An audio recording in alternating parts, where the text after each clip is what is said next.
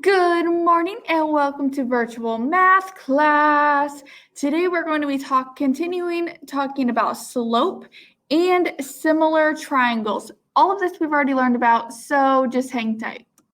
So our objective for today is that students will be able to relate slope and similar triangles to find the missing side lengths and coordinates of triangles. So first, remember that if two shapes are similar, that means they will have proportional side lengths. So if I have two triangles, and let's say this side length is 3 and this side length is 4, and we'll say this one was 6, and then we need to find out what this one was. So to get from 3 to 6, I multiplied by 2. So I could multiply 4 times 2 to get 8, which would be x equals 8. So proportional side lengths means that they have the same ratio. So then if I did 3 over 4, that would be the same things as 6 over 8. So you should be able to kind of see where we're going to go with this whenever it comes to slope. Okay, so for our first example, it says find each of the following and explain your reasoning. So on number 1, it asks us to find the slope of the line. So remember that we have our vertical distance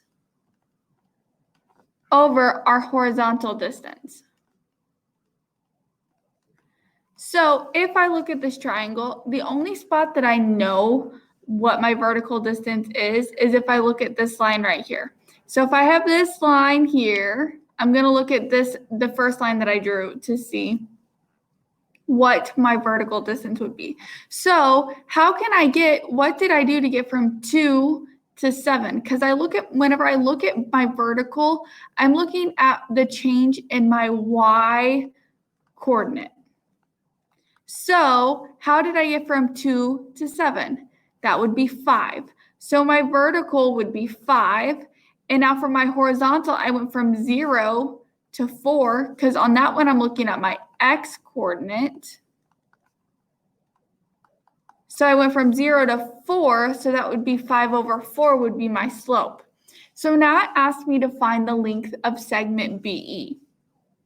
So segment BE is right here. So I have 5, and then my horizontal length was 4. So since these both have this line here, line AD, they both have that line. That means these two triangles are going to be similar, the big one to the little one.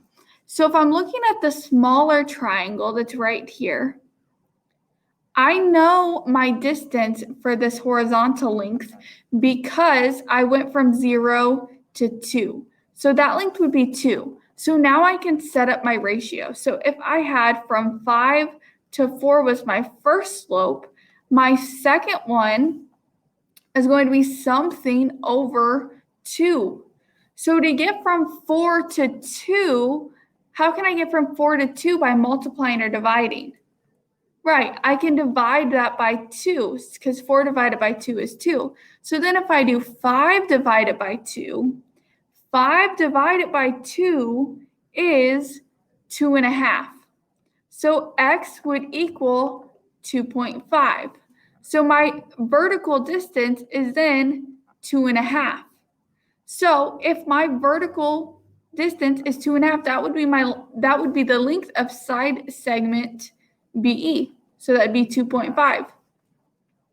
So then it asks the coordinates of E. So if my vertical distance is 2.5, that means in terms of my x and y, my y is going to be 2.5 because that's the height. So 2.5, and then my x, I can see that at point B, and point B and E is at the same spot on our x-axis, that would be 2. So my coordinates of E would be 2, 2.5. I hope that makes sense. I know that this was a bit long and it was a bit of a process, but no worries because we'll do another example. Okay, so example 2, it says to find each of the following and explain your reasoning. So number 1 says to find the slope of the line. So I can look at A and B. So A, my vertical distance would be 1, 2, 3. My horizontal distance would be 1, 2, 3, 4. So my slope is 3 over 4. Now it says, what are the coordinates of B and D? So point B, I can see that point B is at 4 on my x-axis, and we are at 3 on my y-axis. So point B is at the point 4, 3. And then point D, I can see for point D, I'm at 8 on my x-axis, and I'm at 6. So that would be the point 8, 6. So D is 8, 6. Now, it asked me, what is the point 20, 15 on the line? So if I extended this line all the way out to where I was at, I'm just going to go ahead and make this a big old triangle. To where I was at 15 on 20 on my x-axis and 15 on my y-axis. If I found my slope, my horizontal distance would be 15, right? Because that's how much my vertical distance would be, this line right here. And my horizontal distance would be 20.